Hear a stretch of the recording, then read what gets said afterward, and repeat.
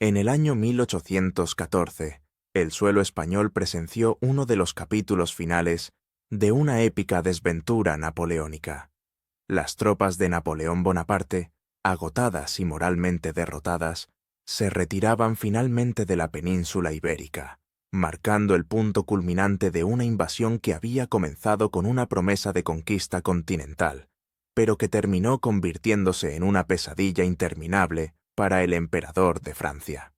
Para entender los últimos días de Napoleón en España, debemos retroceder unos años. En 1808, en el apogeo de su poder, Napoleón había visto a España como una pieza clave para consolidar su hegemonía europea. A través de una intrincada red de engaños políticos y presiones militares, Napoleón forzó al rey Carlos IV y a su hijo Fernando VII a abdicar, instalando a su hermano José Bonaparte en el trono español. Pero lo que Napoleón no anticipó fue la feroz resistencia del pueblo español. La Guerra de la Independencia Española, 1808-1814, no fue una guerra convencional. Fue un conflicto que desgarró a la península a través de campañas militares tradicionales, pero, sobre todo, mediante una resistencia popular conocida como la guerrilla, término que nace de esta lucha. Pequeñas bandas de combatientes españoles llevaron a cabo incursiones sorpresivas contra las invencibles tropas napoleónicas, atacando sus líneas de suministro y sembrando el caos en su retaguardia. El inicio del fin comenzó en 1812 con la Batalla de los Arapiles, o Salamanca, como también se conoce en inglés.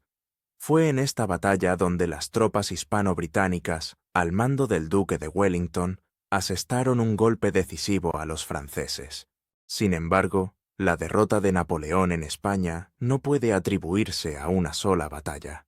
Fue un desgaste largo y agotador, los asedios prolongados, una población en pie de guerra, y el debilitamiento de la economía francesa debido a la difícil ocupación convirtieron España en un pozo sin fondo para los recursos del ejército napoleónico.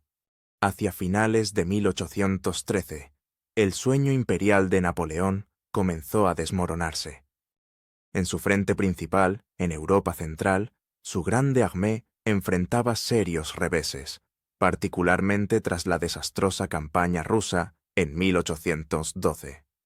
Esto obligó al emperador a redirigir tropas de España hacia otras fronteras, dejando a sus fuerzas en la península peligrosamente debilitadas.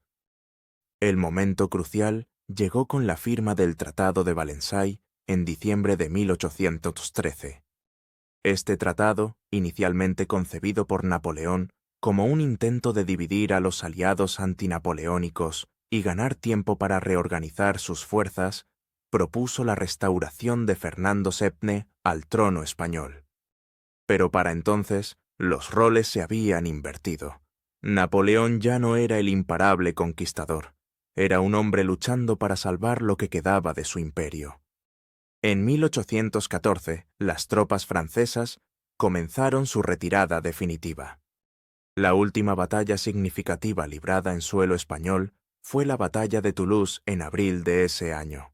Aunque técnicamente se combatió en suelo francés, fue una reminiscencia directa del conflicto español, con tropas aliadas persiguiendo al ejército de Napoleón más allá de los Pirineos.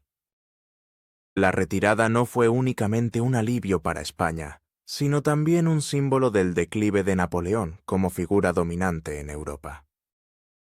Lo que había comenzado como una ambición desmesurada se transformó en una derrota humillante. España, devastada y agotada tras años de lucha, comenzó la ardua tarea de reconstrucción.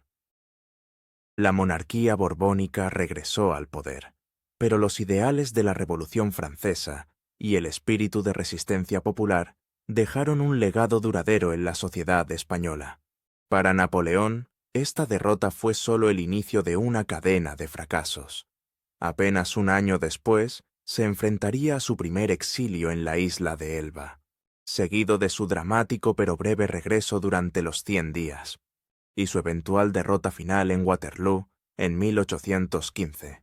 Hoy, los últimos días de Napoleón en España se recuerdan como un testimonio de la resistencia inquebrantable de un pueblo enfrentado a un imperio aparentemente invencible. No solo marcaron el principio del fin del dominio napoleónico, sino también un capítulo crucial en la historia de España, que moldearía su futuro político, social y cultural durante siglos. En esas últimas marchas de retirada, bajo el sombrío susurro del viento peninsular, Napoleón dejó atrás no solo un territorio conquistado, sino también una parte de su propia leyenda,